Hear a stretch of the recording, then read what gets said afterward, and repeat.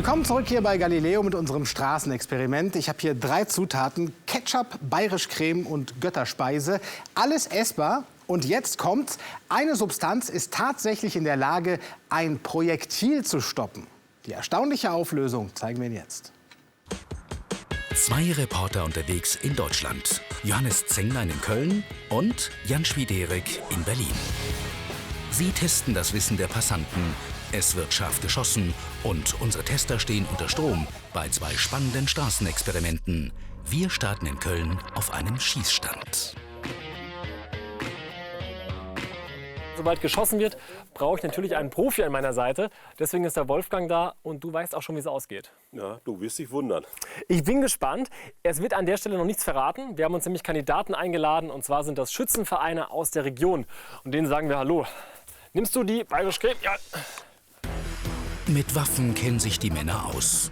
Aber ob sie auch bei unserem Experiment richtig liegen, das stellt sich gleich heraus. Unser Experiment funktioniert wie folgt. Der Wolfgang schießt aus 5 Metern auf die 3 Substanzen, also Ketchup, Götterspeise und Bayerisch Creme. Wir haben immer 2 von diesen Behältern. Und der Wolfgang schießt gerade durch beide Plastikbehältnisse durch. Und meine Frage ist, welche von diesen Substanzen kann die Patrone aufhalten? Wir schießen mit einem 22er Kaliber. Wolfgang, 22er Kaliber bedeutet? Erstmal weltweit bekannteste Patrone, die wird überall benutzt zur Jagd und natürlich auch sehr beliebt bei Sportschützen und ist immer tödlich. Welche Substanz hält die Patrone auf? Ist das A, der Ketchup? Oder B, die Bayerisch Creme? Oder doch Antwort C, die Götterspeise? Lecker sind zumindest alle 3. Euer Fazit, bevor es losgeht. Welche Substanz hält die Patrone auf? Okay, Bayerisch Creme. Ist sicher? Sicher. Okay. Bayerisch Creme? Götterspeise. Warum sagst du die Götterspeise? Weil die gelartig ist und da wird ja auch sehr oft in der Kriminaltechnik wird ja auch in Gelblock geschossen. Da guckt einer viele Krimis. Sehr gut. Bleib bei meinem Ketchup. Du bleibst dabei, oder? Okay. Einmal den Ketchup. Wolfgang, du bist raus. Okay. Ich denke auch Ketchup. Komm, Marc, möchtest du mal probieren, Bayerisch Creme? Gib mal her, komm. Komm. Wir kennen uns 2 Minuten, dass wir uns so nah sind. Weil das ist wie Wasser ja auch. Ne? Super. Martin, was möchtest du denn probieren? Wir machen danke. jetzt. Komm, nee, jetzt musst du durch. Nein. Gib her. Komm. Himbeergeschmack. Und so haben sie auf unserer Homepage abgestimmt. Als erstes auf dem Prüfstand die Götterspeise. Und damit wir sehen, ob der Wolfgang auch durchgeschossen hat, haben wir den Luftballon ja angebracht. Und wenn er platzt, dann wissen wir, dass die Kugel durchgeschlagen ist. Genau. Wolfgang, geht's los? Wir sind soweit. Stoppt die Götterspeise tatsächlich das Projektil? Leg So, los. scharfer Schuss. Achtung. Keine Chance. Ihr habt gesagt, die Götterspeise schafft das. Ja. Wie sieht's aus? Ja, war wohl nix, ne? Schutzwirkung der Götterspeise gleich 0. Die Götterspeise hat ja schon ihren Dienst versagt. Ich hoffe noch. Ich bin immer noch für den Ketchup. Wenn ihr Unrecht habt, wird's auch eine Riesenschweinerei hier. Gell? Also gut. Kann der Ketchup tatsächlich das Projektil stoppen? Vorher springen wir zu Jan nach Berlin. Für mein nächstes Experiment brauche ich Strom, einen Zaun und diese Isomatte hier. Und natürlich Kandidaten. So, da sind schon die ersten. Vielleicht? Was die erwartet, erfahren Sie gleich. Ich brauche eure Hilfe. Habt ihr kurz Zeit mitzukommen? Na klar. Ja? Die Kandidaten sind gefunden. Auf die Truppe warten bereits 3 Freiwillige.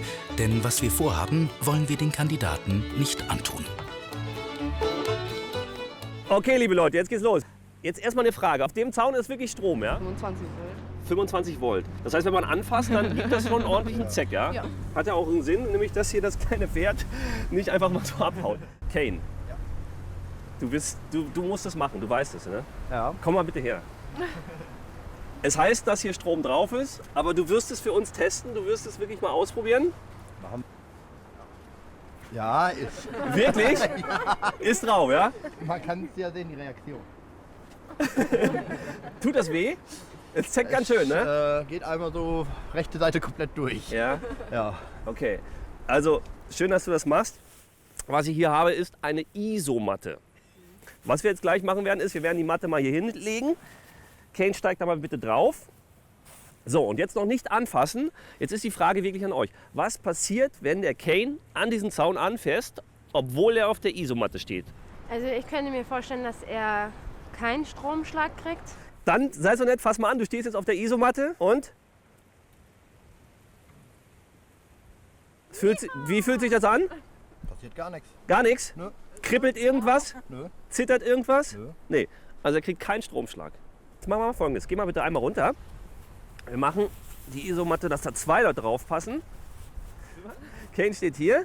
So, und jetzt kommst du auch noch bitte dazu. Und du stehst nicht auf der Isomatte. Ihr seid so nett, fasst euch an den Händen. Gleich wird Kane den Zaun anfassen. Was passiert? Wer wird einen Stromschlag bekommen? A. Alle. B. Person 3, die nicht auf der Matte steht. Oder stimmt C. Keiner bekommt einen Schlag. Der Letzte kriegt einen Schlag. Okay, er bekommt den Schlag. Genau. Warum? Weil ja Strom fließt und er der Letzte ist. Okay, Alle kriegen einen Schlag. warum? Ja, weil sie jetzt alle mit dem Boden verbunden sind. Dadurch, dass sie sich anfassen. Denk an die Isomatte, ich sag's nochmal. Wie haben Sie auf unserer Homepage abgestimmt? Was sagst du? Ich sag auch alle, aber ich könnte mir vorstellen, dass das weniger ist. Ey, alle. Ja, wäre das schön, dann hat man noch was zu lachen, weil sie alle verbunden sind Und er ist die und er auf dem Boden steht. Achso, Moment. Das heißt, wenn ich dich richtig verstanden habe, der Strom fließt hier durch, geht hier runter, dann merkt der Strom, ey, da ist ja gar keine Isomatte und geht zurück und gibt ihm einen Schlag. Oder was? Also Echt? auf jeden Fall kriegen alle einen Stromschlag. Also ich würde Ja. gerne mal ausprobieren. Ja. Willst du auch mitmachen? Nee. Also ich habe schon so oft einer gewischt bekommen. Okay. Ja. Unsere Tester müssen ran. Aber wer bekommt einen Stromschlag? Habt ihr alle 3 was bekommen? Ja. Aua. Alle 3 kriegen einen Stromschlag, obwohl wirklich 2 auf der Isomatte stehen. Grundsätzlich können Körperflüssigkeiten Strom leiten. Allerdings muss der Stromkreis geschlossen sein. In unserem Versuch entscheidend die Isomatte. Wenn man alleine draufsteht, kann der Strom nicht abfließen. Der Stromkreis ist nicht geschlossen. Man bekommt keinen Schlag. Person 3 steht aber nicht auf dem Isolator. Alle 3 sind über die Hände verbunden und der Strom kann fließen. Ergebnis: alle 3 bekommen einen Schlag. Gebt euch doch mal alle die Hand. Nur wenn Jürgen mitmacht. Wenn wir das übers Team so vielleicht. Problem mit der Kamera, weil Ja, klar. Das war eigentlich unser kleines Experiment. Vielen Dank fürs Mitmachen. Die 2 Mädels haben es gewusst. Zurück nach Köln zum Schussexperiment. So, Sicherheit ist da. Du bist bereit für den Ketchup? Ich bin bereit. Kann der Ketchup das Projektil stoppen?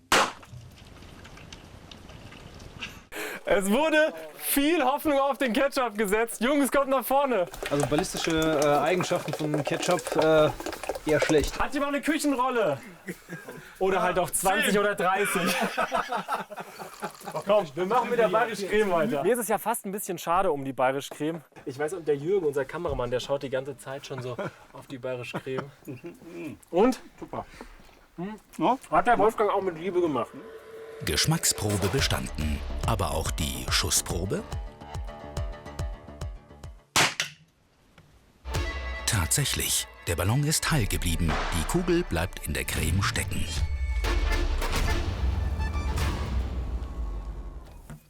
Der Luftballon ist noch heil. Mensch, seid ihr stolz auf den Marc? Nur einer von den Schützen lag also richtig. Marc, du darfst sie rausholen. Das ist der kleine Übeltäter, die Kugel, die in der Bayerisch Creme stecken geblieben ist. Ich kann euch jetzt auch erklären, warum das der Fall war. Es kommt darauf an, dass die Substanz nicht newtonisch ist. Das bedeutet, wenn man Druck auf die Bayerisch Creme ausübt, was ja die Kugel macht, dann wird sie fest. Deswegen bleibt die Kugel stecken. Es gibt verschiedene nicht-newtonische Substanzen, zum Beispiel Spätzleteig, Treibsand oder eben bayerisch Creme. Die Besonderheit, ihre Fließeigenschaft ändert sich, wenn man Druck auf sie ausübt. Heißt bei der bayerisch Creme, im normalen Zustand ist die Struktur der Moleküle eher, cremig. Sobald das Projektil aufschlägt, wird sie für kurze Zeit fest. So fest, dass die Creme die Kugel stoppt. Meistens. Deshalb liegt auch nur ein Luftballon zum Beweis dahinter. Und keiner unserer Jungs.